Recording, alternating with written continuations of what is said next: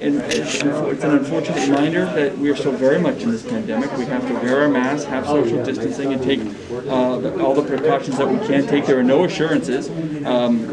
People are tested around the president all the time, and still, unfortunately, he contracted COVID. So there are no assurances, and I think we also have to do our part. And I think we've done a great job here in New Hampshire, but keep it up through the duration of the pandemic to get to an end game. Do you think there's a possibility for a mask mandate on the state level? For New Hampshire? Yeah, for more. No. Right now it's something that we could do, but right now, given our incredibly low numbers, our incredibly low positivity rate, our very high propensity for wearing masks and keeping social distancing, we've been doing it for over 7 months, and it's worked. Right, the model we have in place is working really, really well. While the other parts of the country have seen these massive surges in numbers, we have not seen that because the citizens of the state take it very seriously. We could always play that card down the road, but given that well over half of our cities and towns have no COVID in it whatsoever, a statewide mandate is probably not appropriate, but a lot of the local cities and towns that do have higher numbers, I know, are making those moves, and we support them in doing that, but we're so diverse as a state where as our COVID numbers go, and the people of the state have been doing a great job. Governor, you mentioned some state programs to increase housing in smaller towns, especially the Keene area. I wanted to know whether any of those in particular have been successful in your eyes and what they can do. We had a great piece of legislation in the last legislative session that created incentives for both training for planning boards, incentives for businesses to more actively join with their towns to create tax breaks essentially for investing in those types of housing, that type of housing product. It was a pretty robust bill. Unfortunately, it did not get all the way through because of the very shortened session, so we're going to get back to that, of course.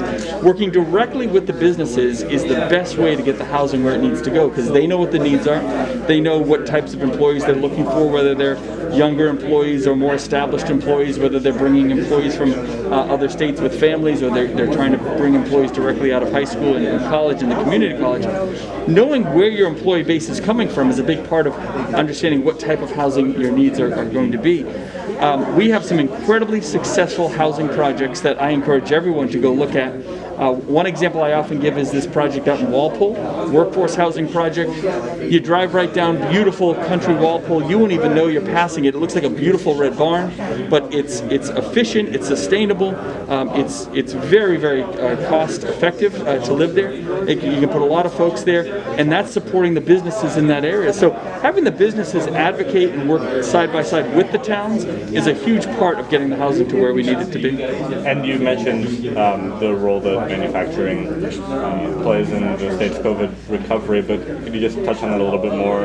Sure. Specifically, what you're seeing in the Look, when the pandemic first hit, we quickly went out to all the manufacturers and said, what can you do? Can any of you, we were hoping a couple would be able to step up and maybe retool to make masks or gowns or face shields or whatever, and we literally had hundreds come out of the woodwork and willing to make huge sacrifices to retool, to meet the needs of the state. And during the initial period where we were having trouble, everybody was having trouble across the country finding any PPE, it was our manufacturers that were providing a lot of those initial pieces to us until we could get the larger buys going towards the end of March and early April.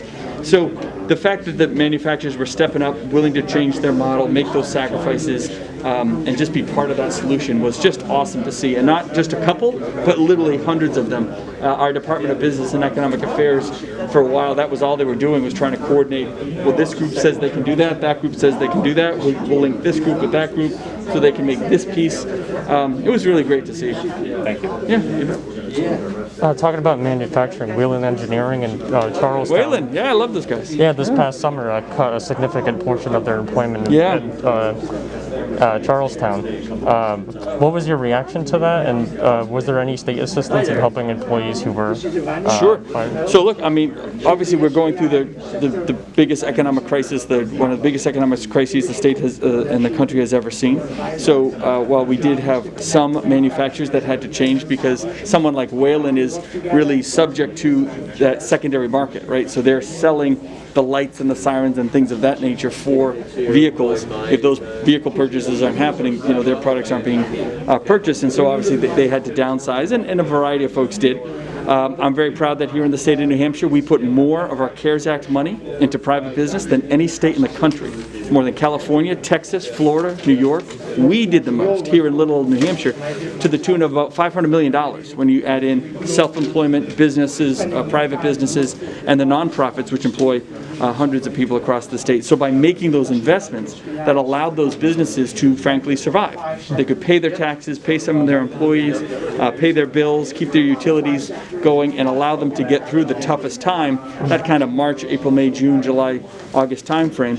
And now that our economy that's allowed them to not just survive, but now that the economy starts coming back and we flex open, they're booming. And that's why we've gone from 17% in unemployment down to about 4.5% today. We're one of the fastest growing states in the entire country. We're very proud of that. And it isn't just about the statistics, it's about the products and getting people back to work, getting these manufacturers back online and getting the products out there. And now, as we discussed today, you literally have thousands of available jobs here in New Hampshire that folks can take advantage of. So the early months were really tough. Obviously, for Wayland is just one of a few that went through some really tough times. The hope is that as the economy comes back, as cities and towns are making those commitments to police cars and ambulances and things of that nature, they can play into that secondary market and be able to move forward. Now, you spoke in a previous question to how it makes more sense not to do it statewide as opposed to have local municipalities determine whether or not to do a mask mandate. Sure. Because of different populations varying, such as that. In Claremont, there was a city councilor talking about a mask proclamation, basically saying in Claremont that it would be smart to wear masks, not a mandate. Mm-hmm. But they spread misinformation saying that it was a mandate, that everyone would be forced to wear masks no matter where they are. Do you support in Claremont or the state? In Claremont, specifically. Yeah. They were looking at it. Do you support the spread of misinformation like that?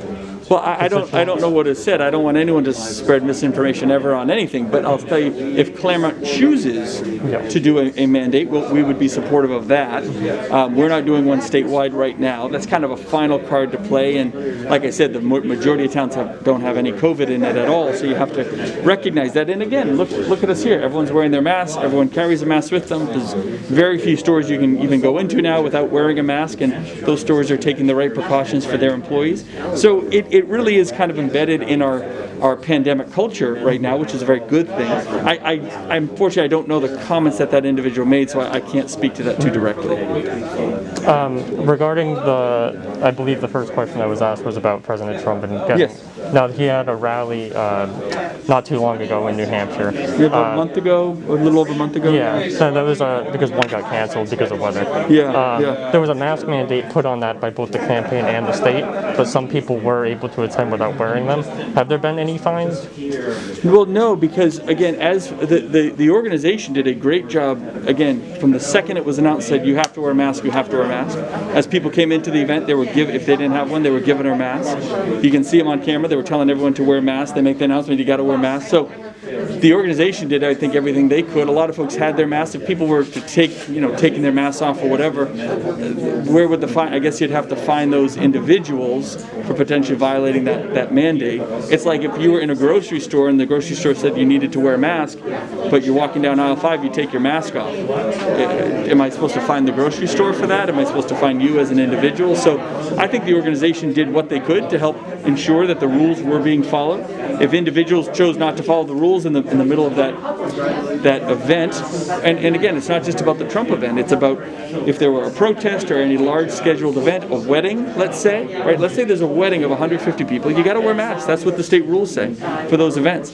If in the middle of the wedding, some of the guests take their masks off, am I supposed to fine the wedding party? Am I supposed to fine those individuals? So as long as those that are putting these events on are following the rules, the laws, they're promoting it, they're making sure that people have masks when they come in, they're taking all those precautions, they're doing what they can, obviously. Unless there was some egregious violation, again, that's really up to the Attorney General's office. It's not my job to enforce the stuff. That's the Attorney General's decision, but they would have to make a determination, I would guess, to see if there was some egregious violation of that by the organizers themselves. And I have one last question because I want you to get on with the wonderful day.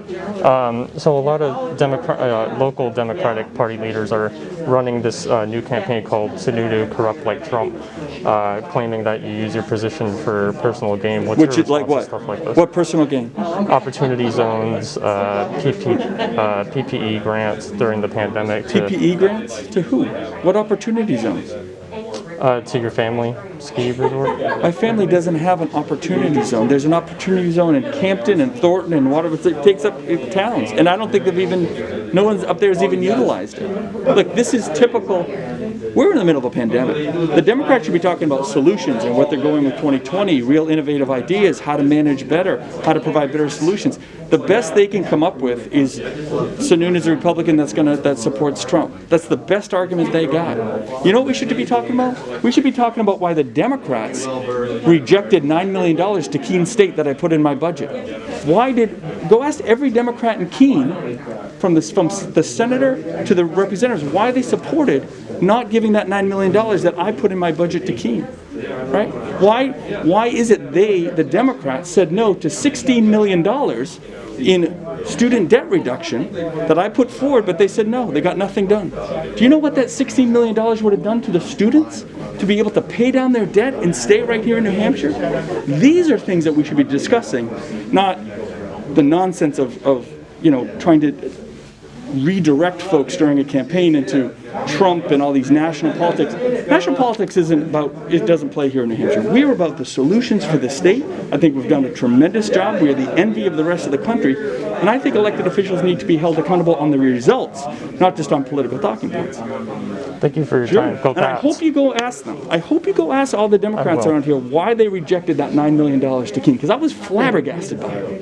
Why would you do that into the Enterprise Center?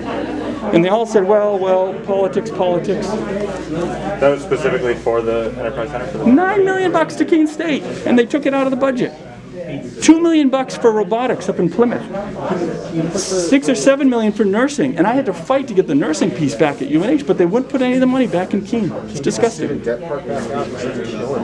It's killing. Think about. Do you know what $16 million in student debt reduction would do? I mean, not only are we helping students pay down their debt, not only are we helping businesses hire employees, but we're actually allowing people to be incentivized to stay and work in New Hampshire. It'd be one of the most powerful tools we've ever had in terms of